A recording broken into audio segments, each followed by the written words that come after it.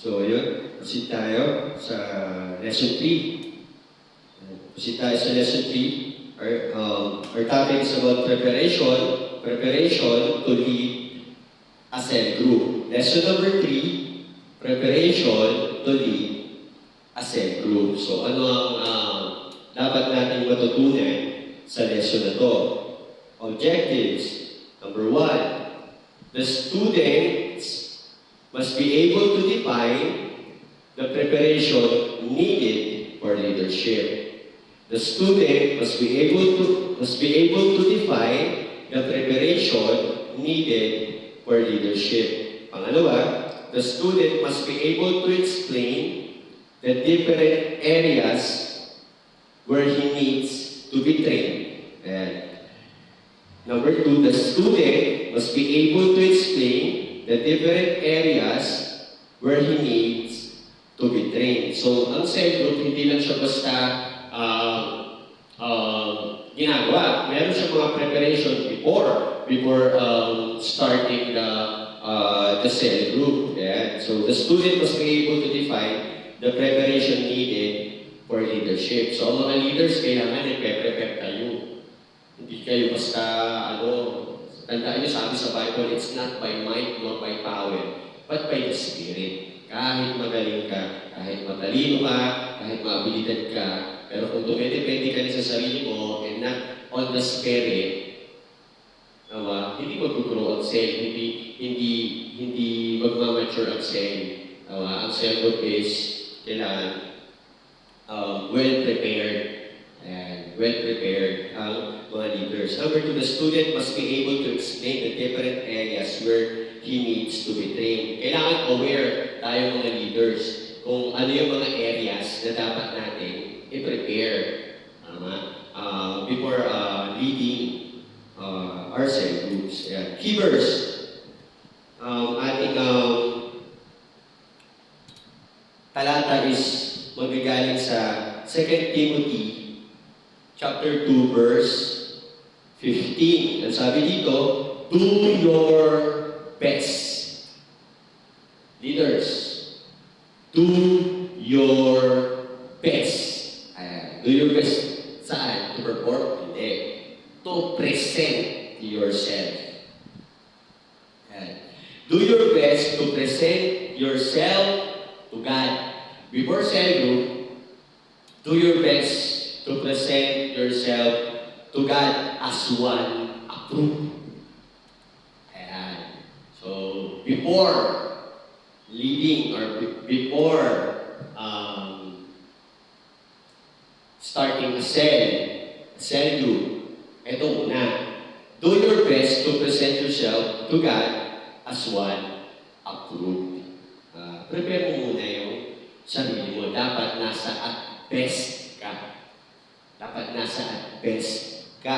Ayan. A worker who does not need to be ashamed and who correctly handles the word of truth. Ayan. So, number 1, the concept of preparation. The concept of preparation. Ulitin ko. Number 1, the concept of preparation. Preparation is the process through which we get ready to reach a specific purpose. Diba? Bakit tayo nagpe-prepare as a leader? Kasi bakit?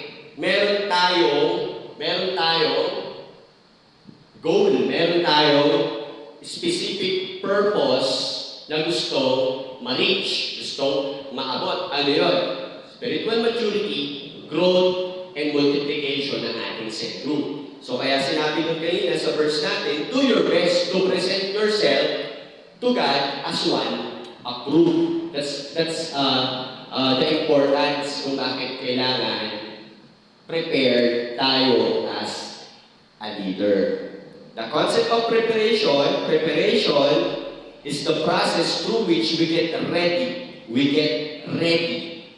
prepare, we get ready to reach a specific purpose. And so, number 2, areas that needs improvement. Ayan. Ano ba yung mga area ng buhay natin as a leader na kailangan prepared, dapat at best, at dapat, diba, laging ini-improve.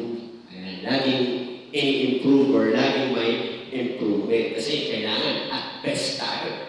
Kasi bakit? We are reaching a certain purpose. Ayan. So, areas that needs improvement. Una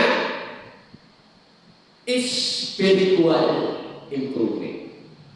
Spiritual improvement. Dapat prepared tayo spiritually. Dapat at best tayo spiritually. Be fully consecrated to God. Paano tayo magpe-prepare spiritually?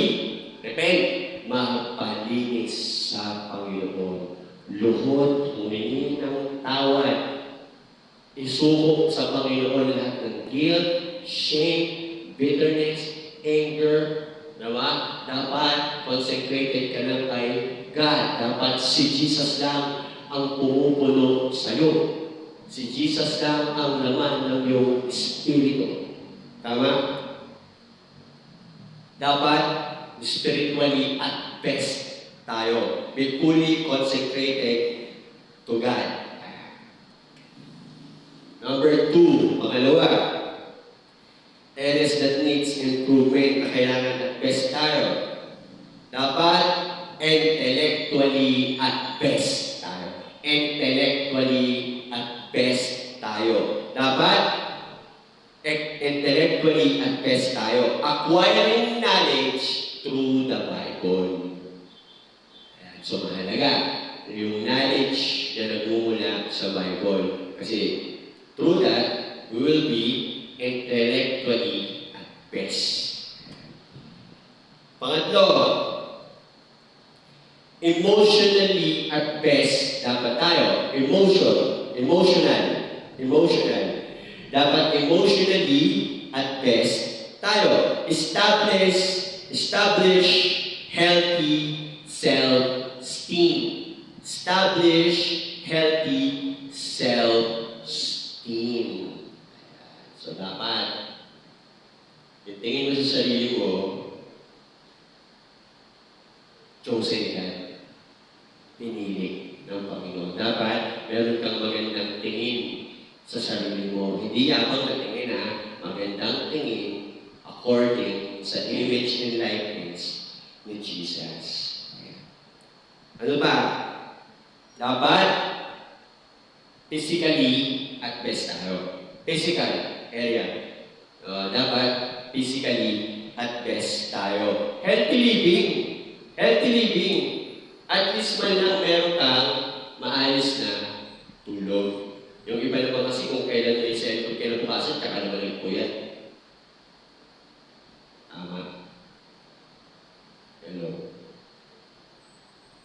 Nagsiselfon, walang kain. Paano gagana yung utak mo? Gutom. Okay kung nakapasting ka, take over sa Holy Spirit. Tama. Hello. Dapat, physically at best tayo.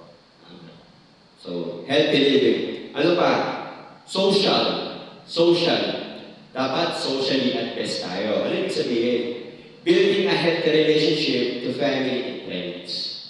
Dapat meron tayong healthy relationship sa ating pamilya at sa ating mga kaibigan. Kasi sila yung mga possible na maging part ng setup natin. Tama? Ano yung mga areas na kailangan at best tayo or needs improvement? Spiritual area, intellectual area, emotional area, physical area, at social area. So, dito papasok, mahalaga talaga yung devotional life mo. Mahalaga talaga yung devotional life mo. Diyan ka nako-consecrate, yung nagkakaroon ng biblical knowledge, yung ka nag-prepare emotionally. Kailangan meron din tayong ayos na pag-aalaga sa katawan natin, sa health natin. And syempre, kailangan maayos tayo mag-build ng relationship sa pamilya at mga kaibigan natin. So, ayun yung lesson 3 natin, preparation to lead as a good.